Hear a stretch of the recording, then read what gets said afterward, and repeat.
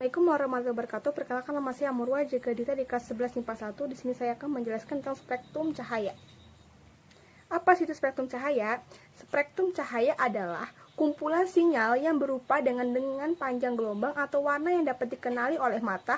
Untuk mengukur spektrum cahaya dapat digunakan alat spektrometer. Contohnya,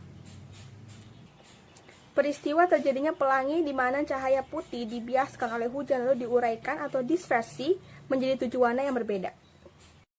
Energi foton atau EP setiap warna dalam spektrum cahaya menilainya berbeda.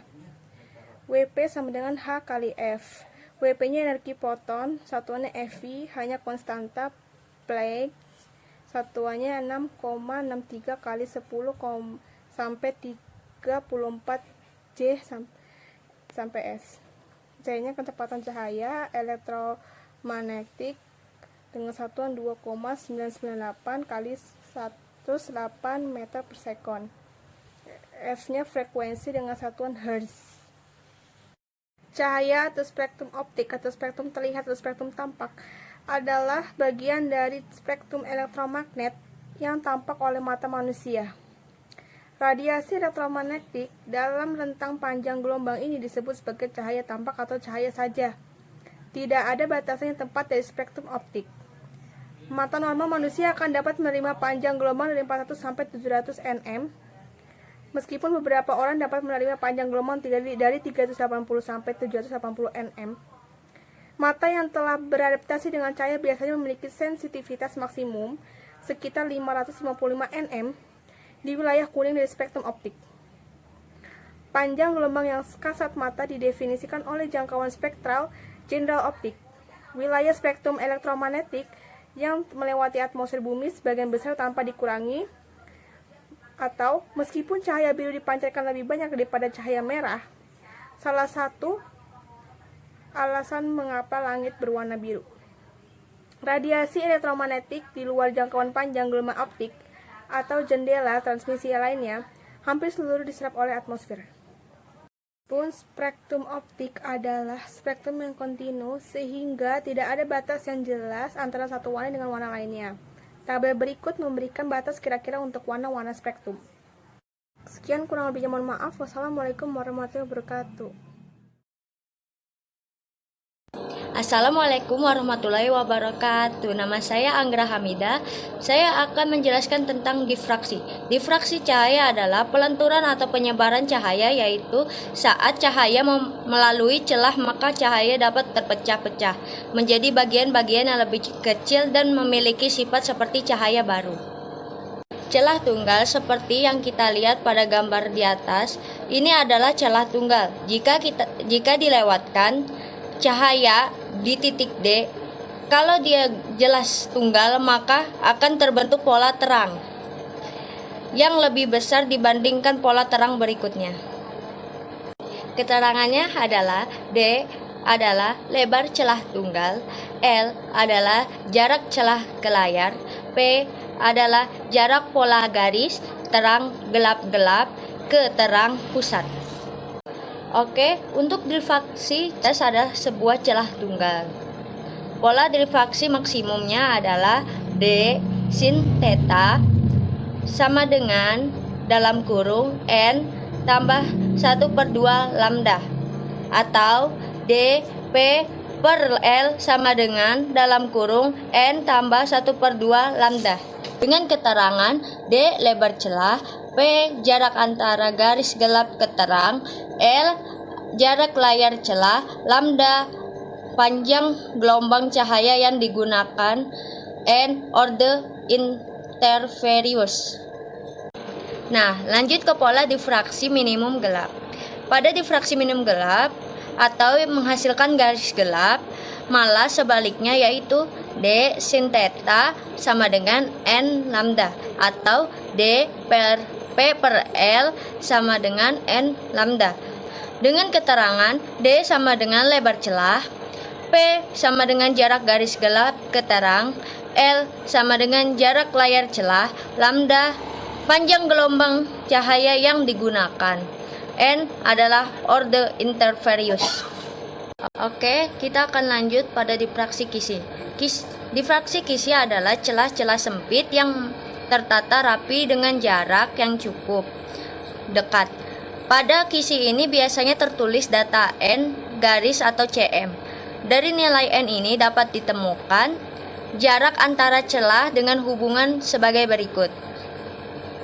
Dengan hubungan sebagai berikut, keterangan D adalah lebar celah, N adalah jumlah garisan. Pola interferensi yang dihasilkan memiliki syarat-syarat yang mirip seperti pola-pola interferensi celah ganda percobaan Young. Garis terang sama dengan D sin theta sama dengan N lambda, atau P sama dengan N lambda L per D, di mana N sama dengan 0,2,3 dan seterusnya. Terang pusat sama dengan terang ke 0. Garis gelap D sin theta sama dengan 2N min 1 lambda per 2, atau D P per L dalam kurung 2N min 1 tutup kurung lambda per 2, di mana N sama dengan 1,2,3 dan seterusnya. Sekian dari saya, terima kasih.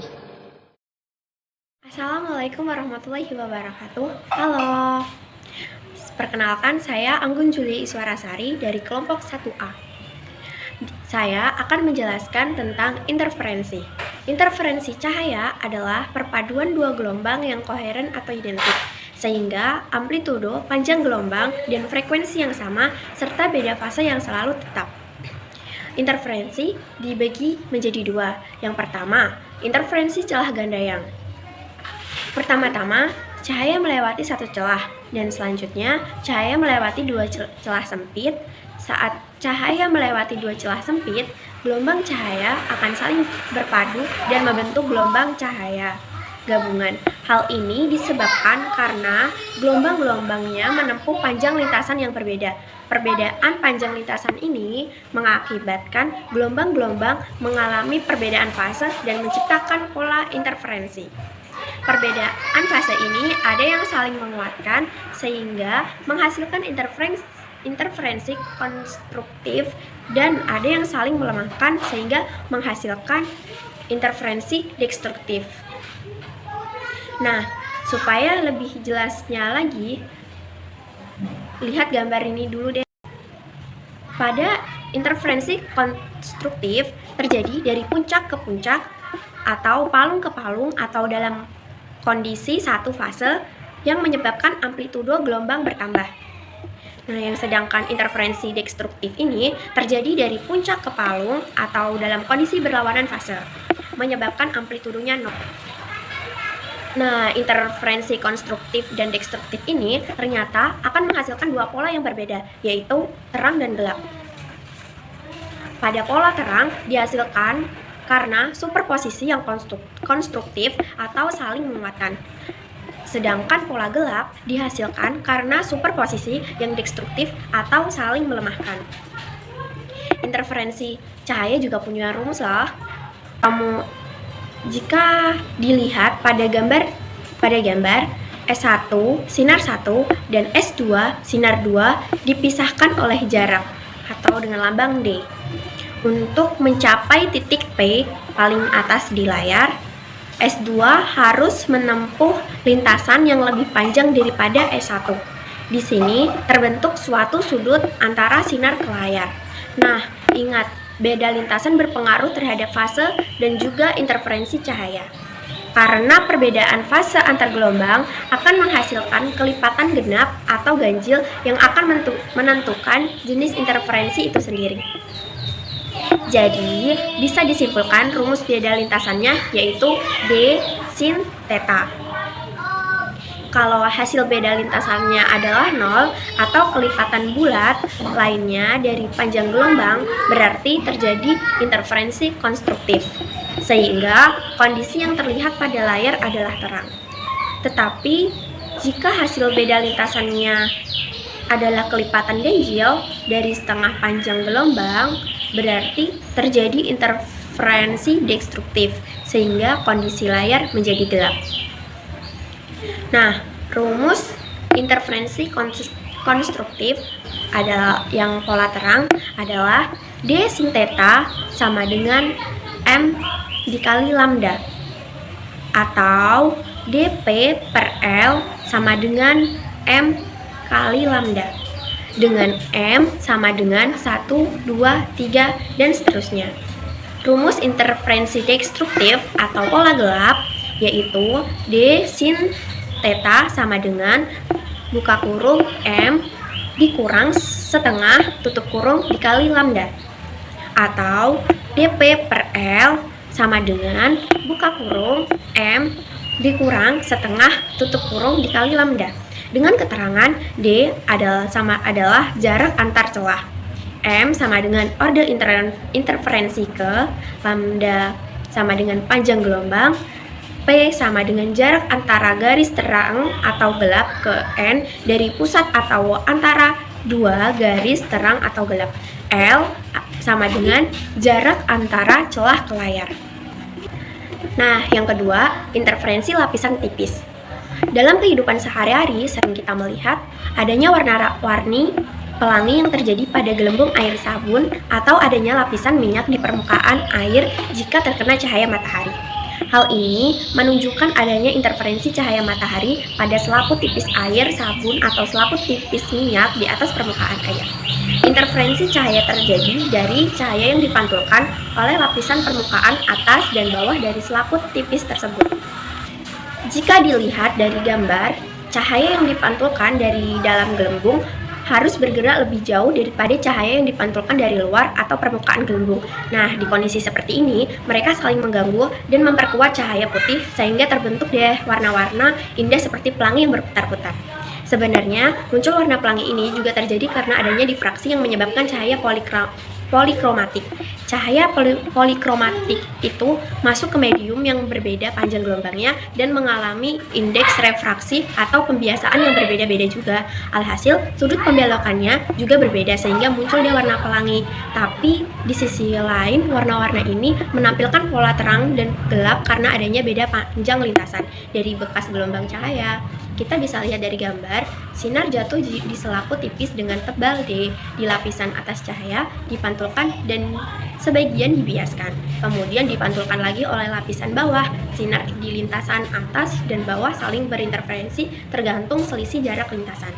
Jadi gelombang yang merambat dari indeks bias N1 ke N2 mengalami perubahan fase 180 derajat saat N2 lebih besar daripada N1 dan tidak ada perubahan fase jika N2 lebih kecil daripada N1.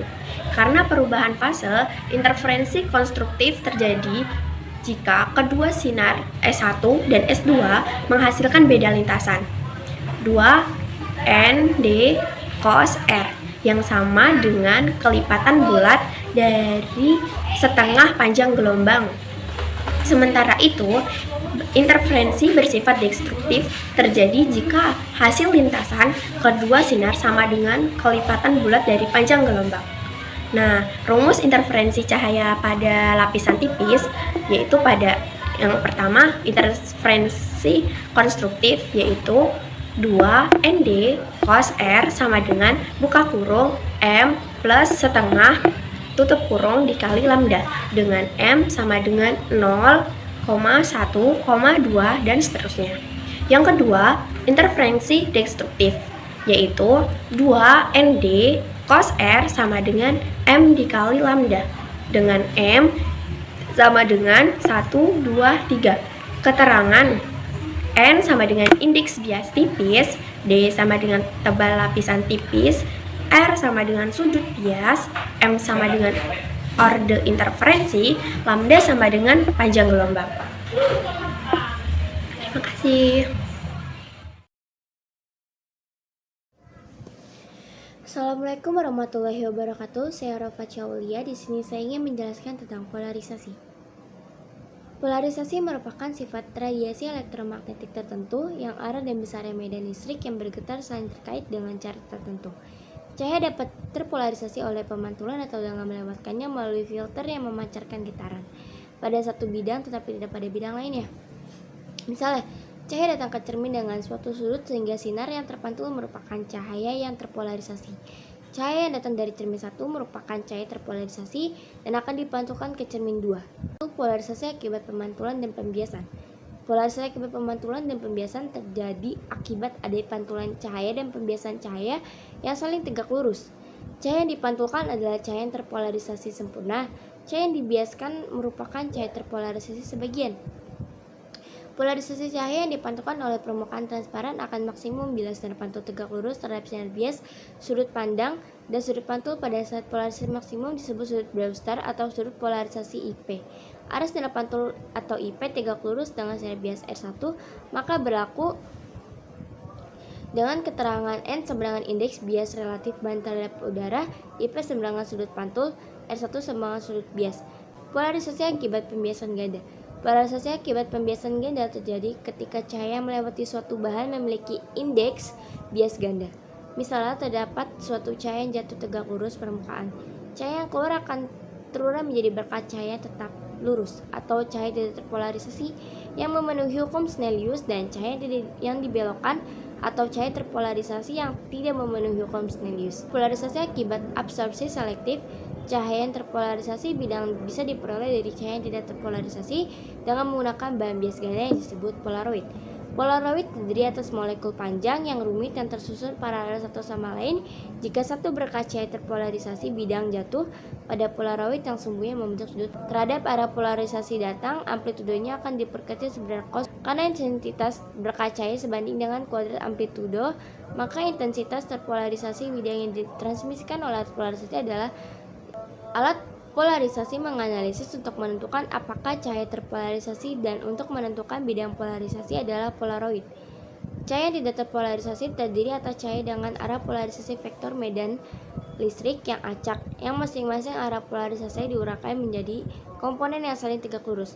Ketika cahaya yang tidak terpolarisasi melewati alat polarisasi, satu dari komponen-komponennya dihilangkan. Jadi, intensitas cahaya yang lewat akan diperkecil setengahnya, karena setengah dari cahaya tersebut dihilangkan. Polarisasi karena hamburan. Hamburan didefinisikan sebagai suatu peristiwa penyerapan dan pemancaran kembali suatu gelombang cahaya oleh vertikal.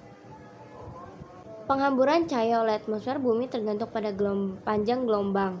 Untuk partikel-partikel dengan panjang gelombang yang jauh dari panjang gelombang cahaya, misalnya molekul udara, hal itu tidak menjadi rintangan yang terlalu besar bagi lambda yang panjang dibandingkan dengan lambda yang pendek.